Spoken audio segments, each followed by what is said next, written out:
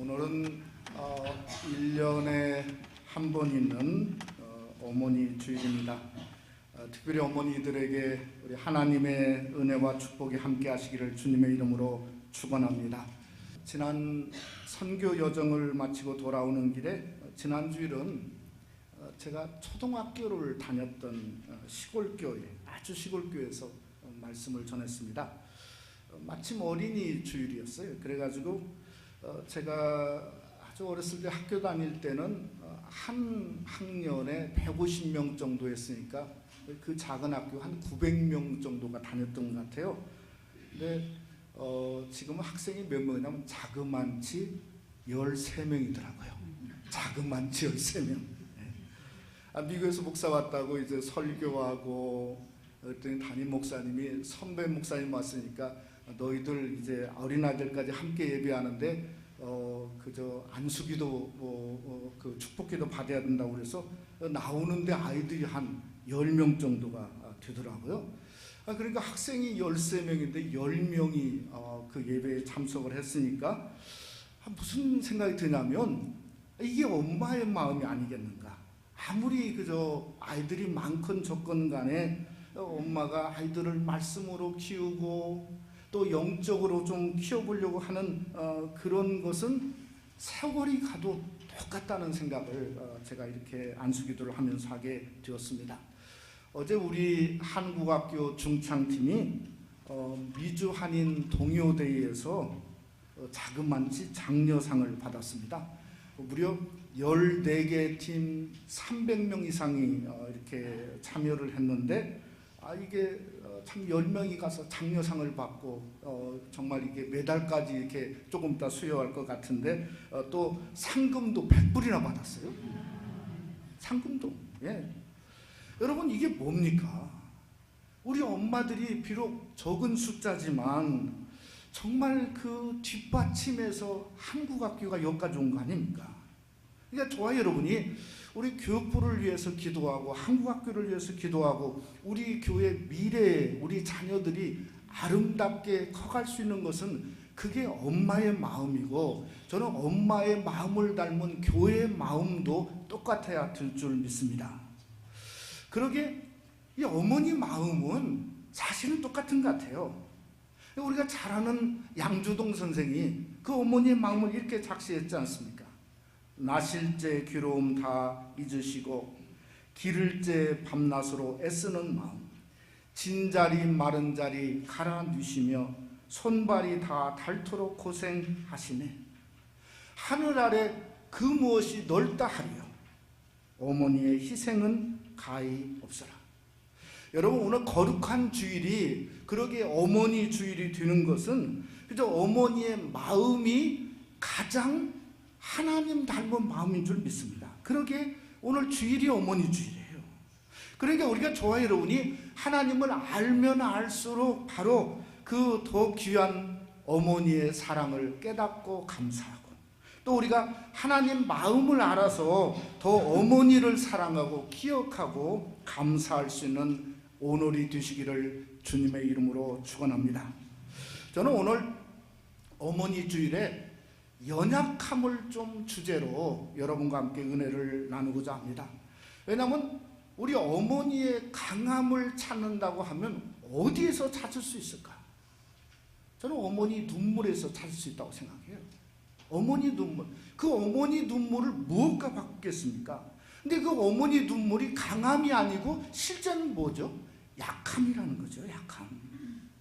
우리가 신앙의 힘도 똑같습니다. 우리가 강함이 아니라 하나님 앞에 부족하고 연약해서 하나님 앞에 눈물로 기도할 때 바로 그때부터 그저 그 약함 속에 무엇이 드러납니까? 하나님의 강함이 드러날 수 있다는 거죠. 사도 바울은 이 고린도후서 전체를 읽어보면 자기가 얼마나 약했는가 하는 것을 성경에서 계속해서 말하고 있습니다. 자기가 부족함을 드러내니까 우리가 너무나 잘 아는 말씀 고린도후서 10장 10절에 보면 이렇게 말하죠. 이는 내가 약할 그때의 강함이다. 그러니까 자기가 부족함을 드러낼 때 그때에서 하나님의 능력을 경험하게 되었다고 성경에서 말씀하고 있다는 거죠.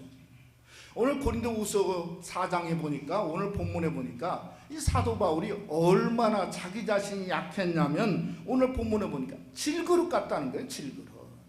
여러분, 질그릇은 연약하죠. 던지면 깨져집니다. 그러니까 약하고 부족한 모습이죠. 이 8절에 보면 우겨쌈을 당하였다. 여러분, 우겨쌈을 당하였다는 뜻이 뭔가 하면 엄청난 고통 속에 놓였다는 거죠. 9절 말씀해 보니까 거꾸로 트림을 당하였다. 심지어 동댕이 쳐졌다는 거예요. 내 동댕이 쳐졌다는 거예요. 그런데 그 질그릇 같은 모습이 내 동댕이 깨지면 부서지고 무너지고 망가지고 흔적이 없어질 텐데, 신기한 것은 깨어지지 않았다는 거예요. 왜 깨어지지 않았나? 자기 모습을 보니까 그 안에 보배 때문에 그렇다는 겁니다. 그 보배가 뭔가? 예수 그리스도 하나님이었다는 거죠. 그 하나님의 영광의 빛이 자기 속에 있기 때문에 질그릇 같은데도 깨어지지 않았다는 거죠. 그 여러분도 마찬가지고, 우리 어머니도 지금까지 놀라운 어머니가 된 것은 바로 하나님의 영광의 빛, 그 하나님이 있기 때문에 그렇다는 것을 믿으시기를 주님의 이름으로 축원합니다. 저는 그렇게 오늘 어머니 주일에 우리 자신도 이 사도 바울처럼 연약함을 통해서 이 하나님이라고 하는 보배를 만나시기를 간절히 원합니다. 특별히 오늘 어머니 주일에 우리 새생명 한인교회 어머니들이 정말 여러분의 연약함을 통해서 역사하시는 그 쉐키나 하나님의 영광의 빛이 우리 귀한 어머님에게 함께하는 귀한 시간이 되시기를 주님의 이름으로 축원합니다. 첫째로, 연약함은 하나님을 만나는 계기가 되어집니다. 제가 주일날 저녁에 출발해서 화요일날 밤에 캄보디아에 도착을 했어요. 그리고 나서 조금 호텔에 정하자마자 아침부터 요한호 선교사님 신학교에 이제 중공 예배를 드리고, 또 점심 먹고 바로 이 깜뽀시라고 하는 한 2시간 반 거리는 곳에 그 에스더 조요셉 선교사 현지로 가서 하루를 보냈습니다. 도대체 밤에는 어떤 일을 무엇을 하는가 좀 보고 싶어서 그랬어요. 저녁 4시가 되니까 이 아이들이 교복을 입고 오는데요, 한 300명 정도가, 정말 여러분 이게 이제 사진으로 보실 수 나중에 있겠지만, 와가지고 영어를 배우고 여러 가지 배우는데, 수요일 날은 뭐냐면 성경을 배우는 날이에요. 그러니까 제가 간증도 하고, 한 100명 앞에 간증도 하고, 또 제자들에게 기독교의 기본 진리를 그들에게 가르쳤습니다. 문제는 밤이 되었는데 잘 곳에 옵션이 2군데예요. 한 군데 어디냐면 창고에서 자든지 아니면 밖에 나가서 평상에서 자야 되는 거예요. 조사님이 자기 자는 곳이 창고인데 한번 들어가 봤더니 정말 못 자겠어요. 얼마나 더운지. 그리고 뭐 거기에 목 같은 게 이렇게 많은데, 특별히 제가 견딜 수 없는 것은 이 고양이나 개가 자기들이 문을 열고 들어가고 나가고 그래요.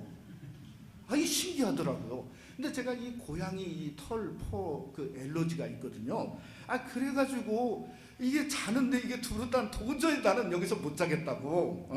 그래서 뭘 택했냐면 밖에 평상을 택했어요. 모기장을 치고. 그리고 나서 있는데, 낮에 무슨 얘기를 하냐면, 가봤더니 닭들이 한 수십 마리가 있는데, 이 저녁에는 뱀들이 닭을 먹으러 이렇게 온다는 거예요. 그러니 밖에서 평상에 자는데 수룩수룩 소리만 들려도 이게 뭐 완전히 이게 한여름밤에 이게 그런 모습이 참 저에게 왔는데, 개가 왔다 갔다 하는데 너무 사흘이 그저 돼서 갔으니까 얼마나 피곤합니까? 잠깐 잠이 들었던 모양이요. 근데 바로 이 평상 밑에서 뭐가 있었던 것 같아요. 갑자기 꼬끼야! 이야, 제가 프레시를 가지고 몇 시인가 봤더니 새벽 2시 반이더라고요. 새벽 2시 반에 닭이 막 그냥 울어대는데, 한참 울다가 조금 또 자니까 4시가 됐는데 또 꼬끼야! 하고 막 하는 거예요. 이제 온 닭들이 다 오는데, 제가 그때 깨달은 게 있습니다. 왜 주님이 베드로를 깨울 때 닭 울음소리를 택했는가? 거기서 알았어요. 왜냐하면 닭이 그냥 조용히 꽃기호 이렇게 안 울더라고요. 보니까 완전히 이 속에 전심을 가지고 꽃기호, 혼신의 혼신, 혼신의 마음이라. 여러분, 누구의 마음입니까? 베드로의 마음이, 베드로를 깨우려고 하는 주님의 마음이죠. 베드로야, 너 그러면 죽는다. 네가 돌아서라. 그러니까 이 닭이 우는 소리를 통해서 혼신의 그 마음을 닭의 꽃기호를 통해서 대신했다고 생각이 들었다 하는 겁니다. 여러분, 하나님이 우리 인생 중에 확인하고자 하는 게 뭔가 하면, 여러분이 뭐 대단한 소유를 가진 분도 아니시지만 소유가 아닌 것 같아요. 뭔가 마음이에요. 마음. 혼신의 마음. 여러분, 하나님이 왜 우리를 부족하게 하고 때로는 낮아지고 광야의 길을 걷게 하시는가? 광야에서 하나님이 분명히 말했습니다. 신명기 8장 2절에 보면, 한번 우리 다 같이, 우리 스크린 보면서 한번 우리 다 같이 그 이유를 한번 깨달아 보죠. 내 하나님 여호와께서 이 40년 동안에 내게 광야의 길을 걷게 하신 것을 기억하라. 이는 너를 낮추시며 너를 시험하사 내 마음이 어떠한지 그 명령을 지키는지 지키지 않는지 알려하려 하십니다. 무엇이죠? 여러분의 마음을 하나님이 보시고자 했다는 거죠. 그러니까 여러분의 마음을 보여주셔야 돼요. 오늘 어머니 주일에 우리 어머니들이 때로는 우겨쌈을 당하고 때로는 삶에 어려움이 있고 그냥 답답한 일이 있을지라도 여러분, 하나님 앞에 여러분의 마음을 보여주세요. 어떤 마음인가? 하나님, 내가 아무리 우겨쌈을 당하고 힘든 일이 있다 할지라도 저는 그래도 하나님을 사랑합니다. 그래도 저에게는 하나님 한 분밖에 없습니다. 하나님이 그걸 보고 알기를 원하시는 거예요. 근데 많은 성도들이 때로는 우겨쌈을 당하고 때로는 답답하고 억울한 일을 당하면, 근데 여전히 뭔가 세상 바라보고 환경 바라보고 환경 탓하고 보면 로마서 2장에 분명히 경고합니다. 뭐라고 경고하죠? 로마서 2장 8절에 보니까 진리를 따르지 아니하고 불의를 따르는 자에게는 진노와 분노로 하시니라. 여러분, 하나님의 진노와 분노를 누가 이기고 감당할 수 있습니까? 그래야 우리가 우리 마음이 어렵고 힘들어도 하나님 앞에 우리의 마음을 토하시고 주님 사랑하는 마음을 보여주시기를 주님의 이름으로 축원합니다. 저는 오늘 본문을 보면서 또 우리가 어떻게 해야 되는가 생각이 되었어요. 근데 그 어떻게 해야 되는가 그 방법이 저는 오늘 본문에 그대로 있다고 생각합니다. 8절에 보면 거기에 방법이 뭔가 하면 우겨쌈을 당하고 또 답답함을 경험하고, 7절에 보니까 박해를 당하고 거꾸로 트림을 당하고. 여러분, 이게 상황적으로 보면 이게 뛰어갈 수 있는 상황이 아니에요. 진군하고 앞으로 나아갈 수 있는 상황이 아닙니다. 어떤 상황이냐면 이 상황은 다름 아닌 멈출 수밖에 없어요. 아니, 거꾸로 졌는데 어떻게 도로 일어납니까? 우겨쌈을 당하는데 도저히 나아갈 수가 없지 않습니까? 제가 이번 선교 방문을 하면서 여러분에게 말씀드린 대로 제가 한번 멈추어 보기를 원했습니다. 예전에는 가서 막 가르치고 그냥 막 그저 뭔가 10시간씩 그저 가르치고 할 때도 있었거든요. 근데 이번에는 한번 멈추어서 도대체 선교 지역에 어떤 일이 일어나고 있는가를 한번 보기를 원했습니다. 그런데 신기한 것은 뭔가 하면 제가 가르칠 때 보지 못하고 멈추어서 도대체 선교 지역에 무슨 일이 일어나는가 보니까 그때서 선교가 어떻게 돌아가고 있고 그 지역이 무엇이 부족하고 무엇이 잘못된가를 그때에 보이더라고요. 여러분, 우리 인간들은 세상을 달려가면서 볼 수 있는 게 있어요. 오늘도 우리가 운전하면서 많은 차들을 보았습니다. 그런데 우리 앞에 다가오고 지나가는 차들이 어떤 차들인가, 무슨 사람이 탔는가 기억하는 사람이 없어요. 여러분, 정말 볼 수 있는 건 달려가면서 볼 수 있는 것도 있지만은, 그러나 중요한 것은 뭡니까? 멈추어서 있어서 보여야 되는 거죠. 정말 중요한 것은 현미경처럼 자세히 멈추어서 들여다보면 그때에 진짜 중요한 게 보인다는 겁니다. 제가 누구를 예로 들고 싶냐면 야곱을 예로 들고 싶어요. 야곱은 태어나면서부터 달린 사람이요. 형 그저 뭔가 발꿈치를 잡고 태어났지 않습니까? 어떻게든 형 에서의 축복을 가르치려고 가로채려고 그저 뭔가 팥주고 그것으로 형의 축복권을 채고 또 눈먼 아버지를 속이고 그러다가 77년을 걸어오는데 마지막에 에서의 칼에 죽게 되지 않았습니까? 그래서 도망가죠. 어디로 도망갑니까? 밧단나무로 도망가는데 가나안 땅 누스라고 하는 곳에 멈춰섰어요. 왜 멈춰서냐면 도저히 지쳐서 갈 수가 없는 거예요. 만약에 야곱이 힘이 있으면 아마 밧단아람까지 그냥 갔을 겁니다. 그러니까 힘이 없으니까 멈추었었는데 쉽게 말하면 거꾸로 들림을 당는 거예요. 그러니까 멈추었었어요. 여러분 그 야곱이 멈추는 순간에 야곱의 생애에서 엄청난 일이 일어났습니다. 어쩌면 야곱의 생애에서 가장 중요한 일을 경험했어요. 뭘 경험했죠? 그가 멈추니까 누구를 만났습니까? 하나님을 만났습니다. 멈추는 그 자리에서 하나님을 만나자마자 그가 하는 고백이 뭐였어요? 하나님이 여기 계시거늘 내가 알지 못하였도다. 그렇게 고백했단 말이에요. 여러분 창세기 28장 17절에 그러면서 또 하는 말이 두렵도다 이곳이요 이것은 다름 아닌 하나님의 집이요 이것은 다름 아닌 하늘의 문이로다. 얼마나 놀랍고 깜짝 놀랐으면 그곳이 하나님의 집이고 하늘의 문이라고 고백했을까요? 그러니까 우리가 성경에서 그 20년 후에 야복강에서는 왜 야곱이 스스로 멈췄는가 하는 이유를 여기서 알 수 있습니다. 왜 스스로 멈췄죠? 형 에서가 군사 400명을 대동하고 오니까 멈추면 안 되는 거죠.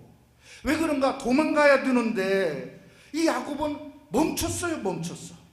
왜 멈췄는가? 스스로 야복강에서 멈춘 이유가 20년 전에 자기가 달려가다가 멈춰봤더니 하나님을 만났다는 거죠.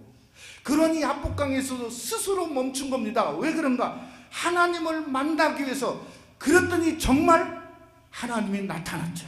믿습니까? 하나님이 나타났어요.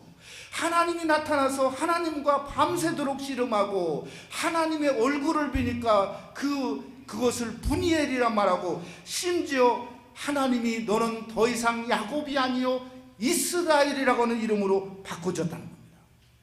사랑하는 성도 여러분, 여러분의 삶 속에 5월 가정의 달을 맞이했는데도 혹시 아픔이 있고 어려움이 있다고 한다면 하나님 앞에 멈추시기를 주님의 이름으로 축원합니다.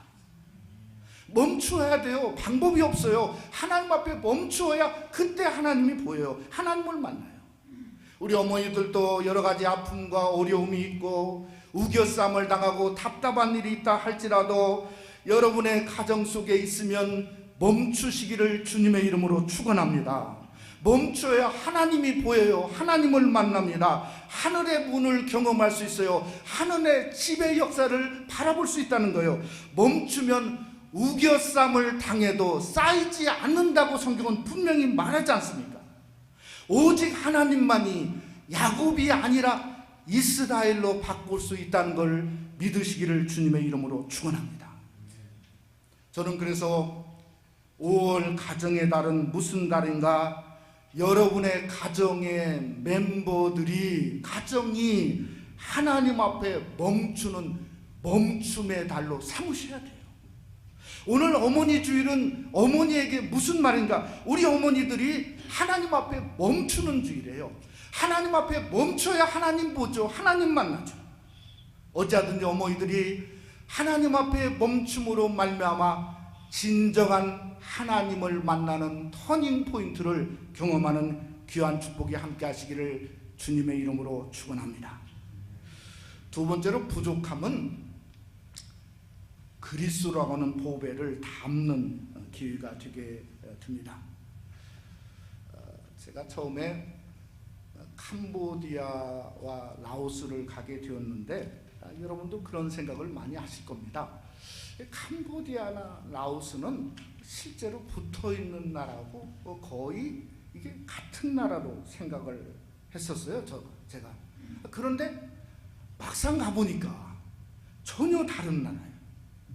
전혀. 뭐 여러 가지를 좀 이렇게 얘기할 수 있는 두 가지만 얘기하면 글자가 달라요. 물론 글자가 다르죠.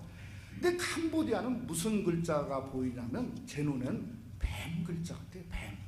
이 캄보디아 스탑 사인을 보면 뱀 세 마리가 여러 있는 것 같아요.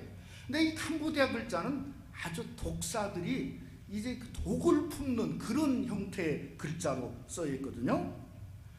라오스를 가봤더니 똑같이 뱀의 형상인데 뱀은 뱀인데 독사가 아니고 꽃뱀처럼 보여요. 꽃뱀.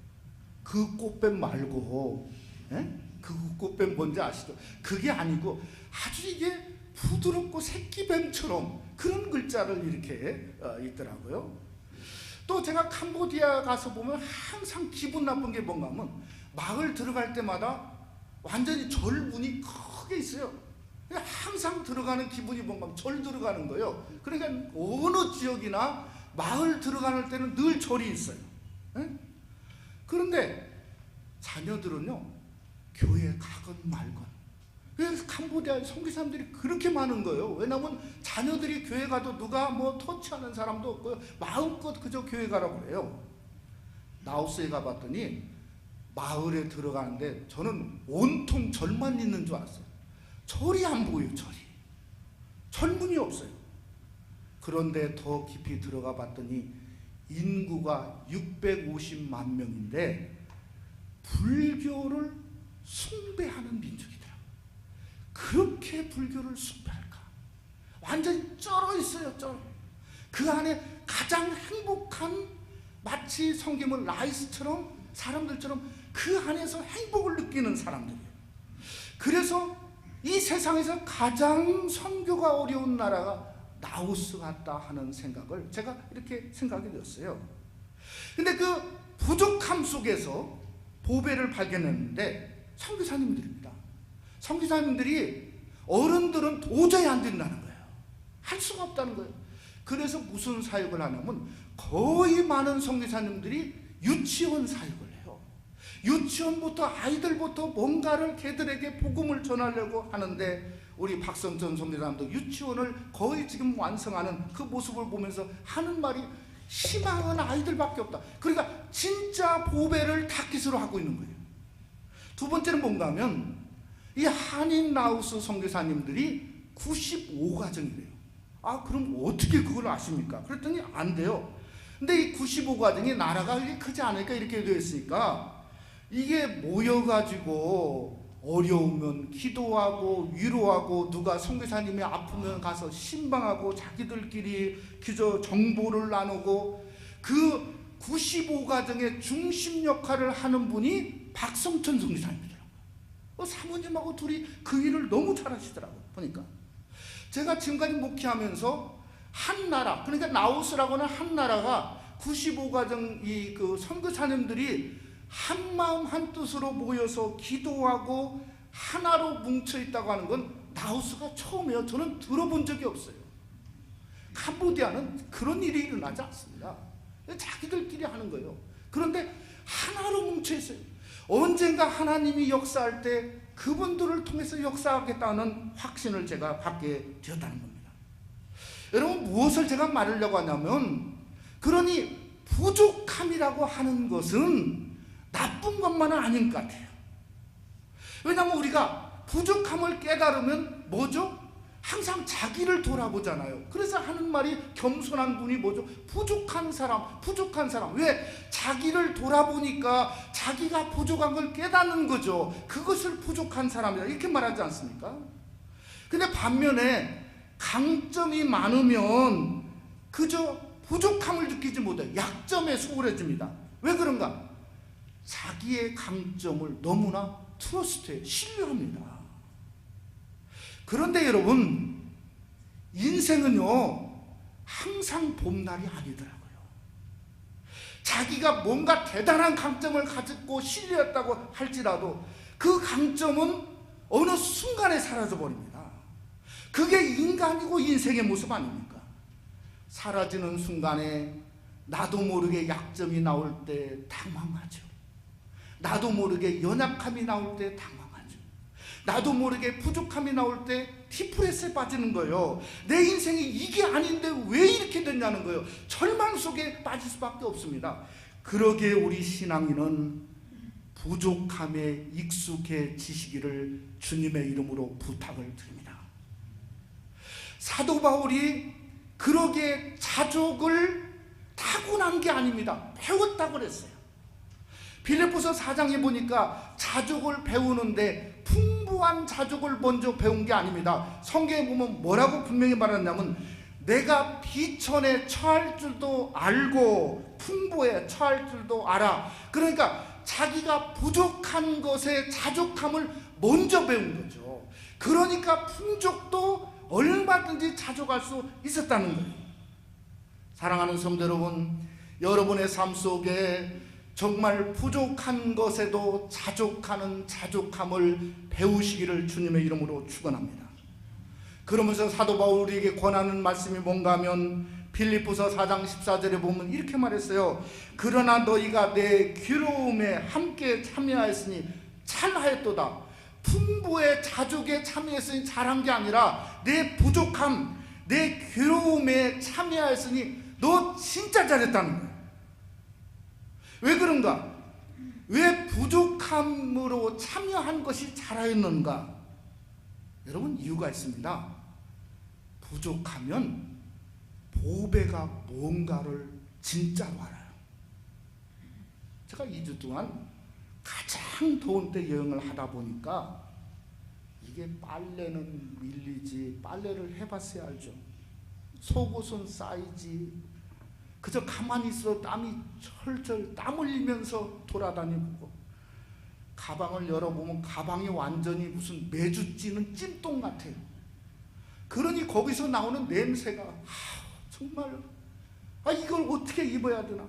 나우스에 가가지고 우리 임장로님이 설사를 마침 하는 가운데 가서 참 걱정하는데, 그 마침 그 성교사님 집에 갔는데 제가 첫 마디가, 사모님 처음 보는데 첫 마디가 뭐냐면, 사모님 죄송하지만 세탁기 좀 빌렸을 수 있어요 그랬어요. 처음 뵈는데. 그랬더니 세탁기가 마침 있더라고요. 근데 세탁물을 드리고 갔는데 그 다음에 문제가 생겼어요. 세탁기를 돌려본 적이 있어야지. 어떻게 돌리는지를 모르는 거예요. 넣고 닫아서 나 이거 세탁기 못 한번 돌려주세요. 그때 깨달은 게 뭐냐면 보배예요. 무슨 보배인지 아세요? 지난 26년 동안 아무 얘기 않고 제 빨래를 빨아주는 아내의 수고와 아내의 소중함이 얼마나 저에게 그 순간에 보배로, 그것도 선교지 거기에서 참 정말 속옷 속에서 그걸 깨달았다 이 말이에요. 이 바울이 자기가 우겨쌈을 당해보니까 대단한 존재라고 생각했는데 무엇을 깨달았죠? 오늘 본문에 말하죠. 자기가 질그릇이래요. 질그릇. 그것도 가장 연약한 질그릇을 깨달았어요. 그러니까 우겨쌈을 당하고 금방 부서질 줄 알고 깨질 줄 알았는데 그때 똑같이 발견한 게 뭡니까? 보배를 발견했어요. 보배가 뭡니까? 예수 그리스도. 믿습니까? 이 세상에서 가장 멋진 보배가 질그릇 속에 담겨져 있다고 하는 자기의 질그릇, 그 멋진 보배인 예수 그리스도를 발견했다는 거예요. 그래서 6절의 고백이 예수 그리스도 얼굴에 있는 하나님의 영광을 아는 빛을 우리 마음에 비추셨느니라. 말을 바꾸면 보배 중에 보배가 예수밖에 없다는 말이에요. 쉽게 말하면 그걸 발견했다는 거예요. 여러분, 그러기에 우리도 가장 여러분의 인생의 멋진 보배가 뭔가 예수 그리스도입니다. 예수 그리스도가 여러분의 강함에 있지 않아요. 어디에 있냐면 여러분의 약함 속에 있다는 거죠. 여러분의 부족함 속에 있다는 거예요. 마치 질그릇 같은 모습 속에 있어야만이 그때에 예수 그리스도가 정말 그것밖에 없구나 보인다는 거예요. 그러니까 여러분, 특별히 오늘 사랑하는 어머니 여러분, 여러분이 힘들고 고생 많이 하시고 여기까지 오셨는데 여러분 속에 있는 예수 한 분만을 발견하시기를 주님의 이름으로 축원합니다. 자식이 그저 해피 마더스데이 안 보낸다 할지라도 너무 속상해하지 마시고, 예수가 가장 크고 그것 때문에 그저 이길 수 있어야 돼요. 그게 엄마의 모습이죠. 그 영광의 빛 그리스도를 발견하실 때 바로 우리 어머니들이 주님 안에서 예수 그리스도를 드러내고 나타나고 그 하는 귀한 역사가 함께하기를 원합니다. 오늘 어머니 주일에 제가 어머니 이야기 하나 하고 마치려고 합니다. 제가 그 라오스에서 또 베트남 가서 한 2시간 기다리다가 인천에 오니까 밤새도록 비행기를 타고 와서 또 이제 시골까지 가는데 4시간 동안 또 차를 타고 가서 그랬더니 저희 어머니가 그냥 나오시면서 저 작은 아들 미국에 보내고 해야 되는데 큰 아들 미국에 보내서 너무너무 서운하다 그러면서 막 그냥 나오시는 거예요. 너무 후회가 된다고. 그러면서 봤더니 한상을 차리셨어요. 한상을. 근데 입이 다 이렇게 막 저기 해가지고요. 도대체 뭔가 이상한데 이게 맛은 없는데 그래도 어머니가 차렸으니까 어머니 밥상이지 않습니까? 여러분 참 그 어머니 밥상 받는다는 게 얼마나 축복입니까? 그러니 꾸역꾸역을 다 먹었다고. 다음날 주일날인데 설교 전에 제가 음식은 안 먹습니다. 그래서 이제 주일날 이제 하고 교회에서 먹고 또 가족들이 모여서 이렇게 먹고 났는데 월요일날이 마침 어버이날이에요. 근데 이제 저하고 어머니만 둘이인데 아침 밥상을 또 내오셨는데 그때 입맛이 이제 조금 돌아왔어요. 그런데 제가 처음 먹었던 그 이상한 걸 경험했어요. 그게 뭔가 하면 음식이 너무 짠 거예요. 음식이. 하나만 짠가 그러고 봤더니 전부 조금씩 하는데 전부 짜요. 아니 우리 어머니가 전에는 안 그러셨는데 이게 그 소위 이게 그냥 자꾸 뭔가를 넣어서 자식에게 맛있게 해주려고 하다 보니까 이게 소금이 많이 들어갔던 모양이에요. 점심을 먹는데 점심도 또 짜요. 그러니까 아침에도 아무 얘기 안 하고 그걸 다 먹었어요. 점심도 이게 제가 한번 왔다 가는데 왜 어머니 이렇게 이게 음식을 말할 수가 없잖아요. 그러니까 점심도 있는 거 짠 거 그냥 다 먹었어요. 이게 오후가 됐는데 걱정이 드는 거예요. 저녁까지 먹어야 되는데. 그래서 어머니 날인데 어머니 우리 짜장면 한번 먹읍시다. 짜장면. 제가 어머니하고 짜장면 먹는 게 소원이었거든요. 그래갖고 이제 나가가지고 짜장면 먹었는데 어머니는 짜장면 싫대요. 짬뽕 드시겠대요. 탕수육을 그렇게 맛있게 드시더라고요. 그래서 저녁은 그냥 지나갔어요. 다음날 이제 차를 타고 올라와야 되는데 아침을 내왔는데 너무 똑같이 짠 거예요. 아무 얘기 안 하고 다 먹었어요. 차를 타고 올라오면서 이런 생각을 했습니다. 인간의 한계가 여기에서 느껴집니다. 어머니의 밥상이 점점 이런 모습으로 사라지고 있구나 하는 그 아픔을 느끼면서 오는데 얼마나 아픈지 동생이 얘기했어요. 동생, 어머니 뭘 좀 이제는 네가 해드려야 되겠다. 해드려야 되겠다. 제가 올라오면서 이런 생각이 났습니다. 주님이 물을 포도주로 만드실 때 연희장이 이런 고백을 했지 않습니까? 요한복음 2장 10절에 보면 말하되 사람마다 먼저 좋은 포도주를 내고 취한 후에 낮은 것을 내거늘 그대는 지금까지 좋은 포도주를 두었도다 하니라. 여러분, 인간은 끝에는 취한 후에는 낮은 것을 낼 수밖에 없어요. 낮은 것을 낼 수밖에 없어요. 그런데 어머니가 저에게 가장 귀한 보배를 줬지 않습니까? 뭐죠? 예수 그리스도, 예수 그리스도. 예수 그리스도. 지금도 어머니가 저를 위해서 기도하시고 함께 하신 예수 그리스도, 그건 지금도 맛있고 생생하죠. 그래서 하는 말이 뭐라고 하죠? 그대는 지금까지 좋은 포도주를 두었도다 아니라. 그러니까 가장 저에게 주신 귀하고 아름답고 놀란 건 뭔가? 예수 그리스도입니다. 오늘 우리 어머니 주일에 여러분, 우리 어머니의 한계가 있지 않습니까? 여러분도 마찬가지고 그 한계 끝이 않습니다. 그러나 한계가 없는 게 있어요. 예수님의 예수님. 다시 예수. 우리 어머니들이 마음속에 나에게 보배는 예수밖에 없다고 고백하십시다.